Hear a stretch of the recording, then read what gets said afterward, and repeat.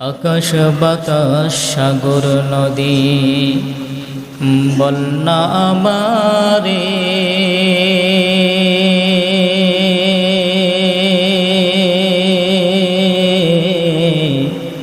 কোন বা পথে গেলে পাব নবীজিরে, যেইখানেতে শুয়ে আছেন শ্রেষ্ঠ মানব রে।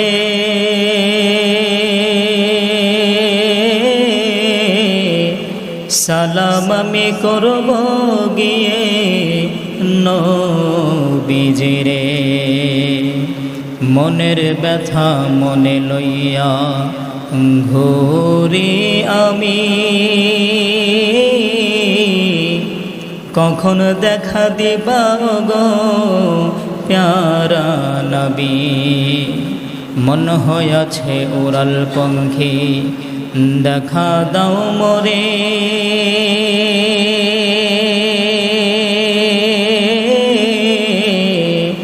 সালাম আমি করব গিয়ে নবীজিরে, নাই কো আমার টাকা করি কেমনে যাব হায়,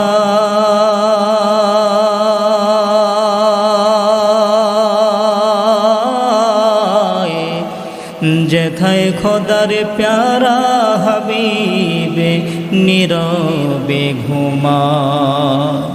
কেউ নিল না সালাম আমার ওই মদিনার পথে,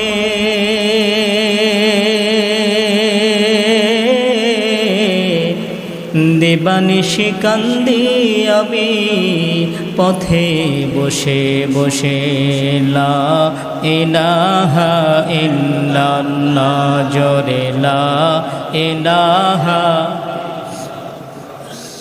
লা ইলাহা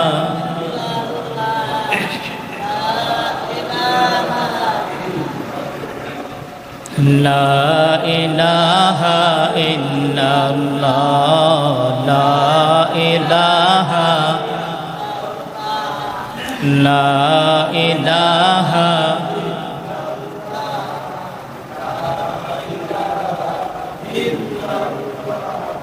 লা ইলাহা ইল্লাল্লাহ।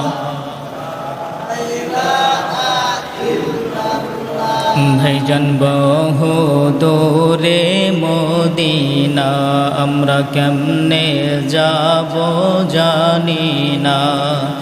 বহু দূরে মদিনা, আমরা কেমনে যাব জানি না। দয়ার আল্লাহ দয়া করে ফুরাও মনের বাসনা। লা ইলাহা ইল্লাল্লাহ, লা ইলাহা,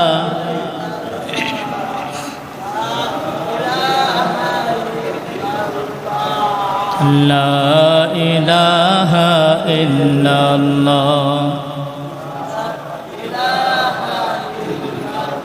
লা ইলাহা ইল্লাল্লাহ মুহাম্মাদুর রাসূলুল্লাহ সাল্লাল্লাহু আলাইহি ওয়াসাল্লাম। আলহামদুলিল্লাহ, মহান রব্বুল আলামিনের দরবারে লাখো কোটি শুকরিয়া, যে মহান রব্বুল আলামিন আমাদেরকে পবিত্র মাস জিলকদ মাসের তৃতীয় জুমাতে জুমার নামাজ আদায় করার জন্য অত্র এলাকার প্রত্যেকটা মানুষের মধ্য থেকে যাচাই করে বাছাই করে মোহাব্বত করে ভালোবেসে দুনিয়ার সকল কর্মব্যস্ততা থেকে ফারেক করে আগে আগে জুমার মজলিসে আসার বসার তৌফিক দান করেছেন। এজন্য দিন প্রিয়, ইসলাম প্রিয়, দিনদার ইমানদার মুমিন মুসলমান ভাইয়েরা, বুড়া বাবারা, যুবক ভাইয়েরা, বিশ্ব জগতের মালিক বিশ্ব প্রতিপালকের দরবারে একবার কালিমাতুশ শুকুর আদায় করি। আমরা সকলে উচ্চ কণ্ঠে বলি আলহামদুলিল্লাহ। সাথে সাথে রসুলের শানে দুরুদে সালামের হাদিয়া পৌঁছে আমরা সকলে বলি সাল্লাল্লাহু আলাইহি ওয়াসাল্লাম। আমি আপনাদের সামনে পবিত্র কোরআনুল কারীমের যে আয়াত তেলাওয়াত করেছি, ইনশাআল্লাহ চেষ্টা করব এই আয়াত এবং হাদিসের উপর আলোচনা করার জন্য। আল্লাহ রাব্বুল আলামিন পরিপূর্ণভাবে তৌফিক দান করুক। সকলেই বলেন আমিন। আমি আপনাদের সামনে গত সপ্তাহে আলোচনা করেছিলাম পবিত্র হজ সম্পর্কে। এ সপ্তাহেও সেই বিষয়ে আলোচনা শুরু করব ইনশাআল্লাহ। সেই বিষয়ের উপর আয়াত তেলাওয়াত করেছি। ইসলামের রকমগুলোর মধ্য থেকে হজ হলো 4 নম্বর রকম। সক্ষম ব্যক্তিদের ওপর জীবনে একবার হজ করা ফরজ। যাকে আল্লাহ রাব্বুল আলামিন হজ করার মতো সামর্থ্য দিয়েছেন, তার জন্য উচিত হলো অনতি বিলম্বে হজ পালন করা। অকারণে হজকে বিলম্ব করা জায়েজ নেই, কেননা এ জীবনের কোনো ভরসা নাই। আজকে জীবন আছে তো কালকে থাকবে না। এজন্য যাদের উপর হজ ফরজ হয়েছে, সে ব্যক্তি যদি হজ পালন না করে ইহকাল ত্যাগ করে, তাহলে তার জিম্মায় একটি ফরজ বিধান রয়ে গেল, অনেক বড় একটা হুকুম রয়ে গেল। এজন্য হজ যাদের উপর ফরজ হয়েছে, অচিরেই হজ আদায় করা উচিত। আল্লাহ রাব্বুল আলামিন পবিত্র কোরআনুল কারীমের মধ্যে বলেন, ওয়ালিল্লাহি আলান নাসি হিজ্জুল বাইতি মান ইসতাতা ইলাইহি সাবিলা। আল্লাহ তাআলার উদ্দেশ্যে বাইতুল্লাহ শরীফের হজ করা সে সকল ব্যক্তিদের জন্য ফরজ, যারা সেখানে যাওয়ার মতো সামর্থ্য রাখে। এবং যে ব্যক্তি এই হুকুম প্রত্যাখ্যান করবে, এই নির্দেশ যে মানবে না, সে জেনে রাখুক আল্লাহ রাব্বুল আলামিন কারো মুখাপেক্ষী নয়। আলোচ্য আয়াতের মাধ্যমে আল্লাহ রাব্বুল আলামিন হজ ফরজ করেছেন এ ঘোষণা করলেন। সাথে সাথে এ কথাও আল্লাহ তাআলা বলে দিলেন, হজ কেবলমাত্র ওই সমস্ত ব্যক্তিদের ওপর ফরজ যারা সেখানে যাওয়ার মতো সামর্থ্য রাখে, তাদের জন্যই হজ ফরজ করেছে।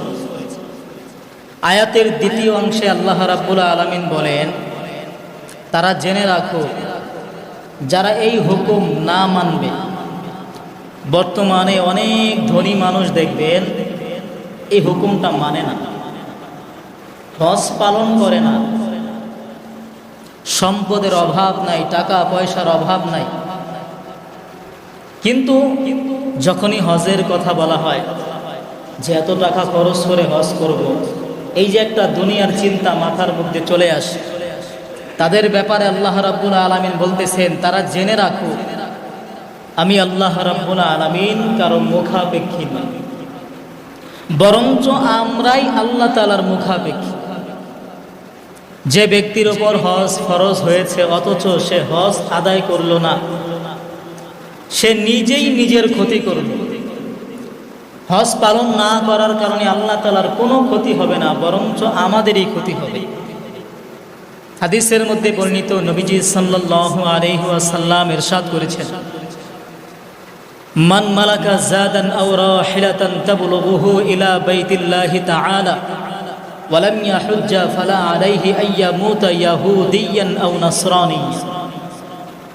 নবীজি সাল্লাল্লাহু আলাইহি ওয়াসাল্লাম বলেন, যে ব্যক্তির উপর হজ ফরজ হইল আর সে হজ পালন করল না, ওই ব্যক্তি ইহুদি হইয়া মারা যাক বা খ্রিস্টান হইয়া মারা যাক, তার ব্যাপারে আমি কোনো পরোয়া করি না। যার ভিতরে বিন্দু পরিমাণ ঈমান আছে, ইসলামের প্রতি সামান্যতম ভালোবাসা আছে, সে ব্যক্তি উপরের এই হাদিস শোনার পরে তার জন্য উচিত হবে না হজ থেকে বিমুখ হওয়া, বরঞ্চ তার জন্য উচিত হবে হজ পালন করা।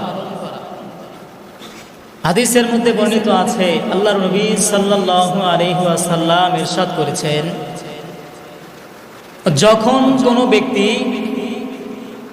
হজ কিংবা উমরা করার উদ্দেশ্যে ইহরামের কাপড় পরিধান করে ঘর থেকে বের হয়, ওই ব্যক্তি আল্লাহ রাব্বুল আলামিনের বিশেষ মেহমান হয়ে যায়। কেমন মেহমান?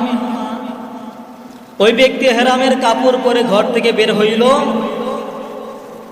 তো ওই ব্যক্তি আল্লাহ তাআলার কাছে যেই দোয়া করবে আল্লাহ তাআলা সেই দোয়া সাথে সাথে কবুল করবে। এমনকি ওই ব্যক্তির নিজের জীবনের গুনাহকে মাফ করবেন। ওই ব্যক্তি যার জন্য ক্ষমা প্রার্থনা করবেন তাকেও আল্লাহ তাআলা মাফ করে দিবেন। তাহলে কতটা ফজিলত!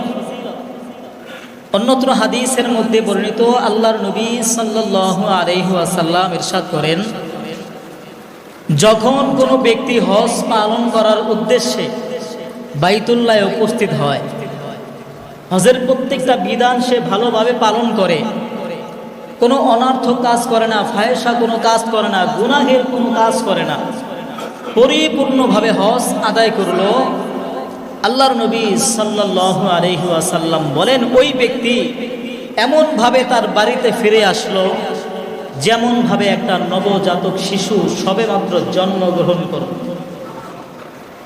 একটা শিশু যখন জন্মগ্রহণ করে ওই শিশুর কোনো গুনাহ থাকে, ওই শিশুর কোনো গুনাহ থাকে না, ঠিক তেমনি ভাবে যেই ব্যক্তি আল্লাহর হুকুম মেনে হজ পালন করবে ওই ব্যক্তিরও কোনো গুনাহ থাকবে না। জোরে কোন সুবহানাল্লাহ। অন্যত্র হাদিসের মধ্যে বর্ণিত, আল্লাহর নবী সাল্লাল্লাহু আলাইহি ওয়াসাল্লাম ইরশাদ করেন,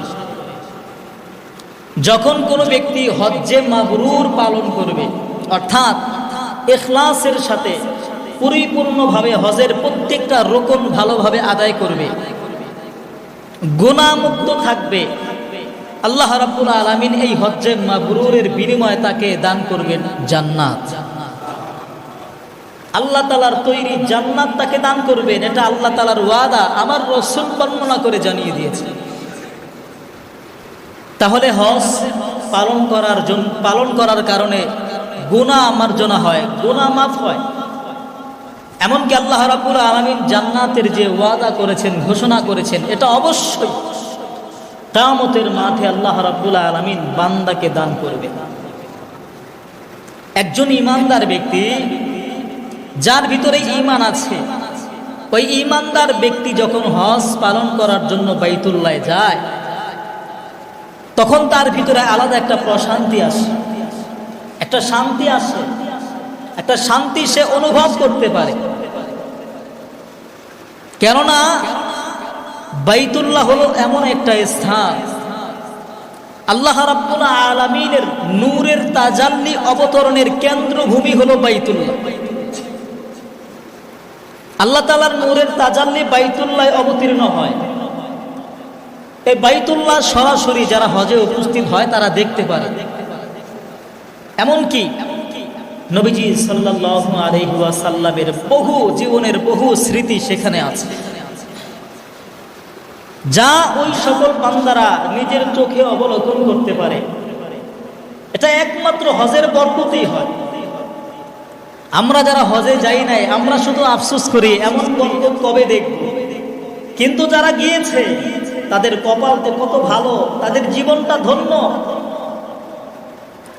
যখন তারা মদিনায় উপস্থিত হয় সরাসরি নবীজি সাল্লাল্লাহু আলাইহি ওয়াসাল্লামকে সালাম পেশ করতে পারে, সরাসরি নবীজির রওজা জিয়ারত করতে পারে, এমনকি মসজিদে নববীর মধ্যে নামাজ পড়তে পারে।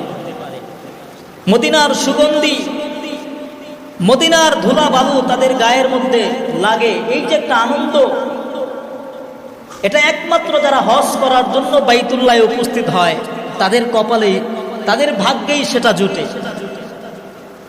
এজন্য আল্লাহ রাব্বুল আলামিন আমাদের সকলকে আল্লাহ তাআলার ঘর বাইতুল্লাহ জিয়ারত করার তৌফিক দান করুক। জোরে বলেন আমিন।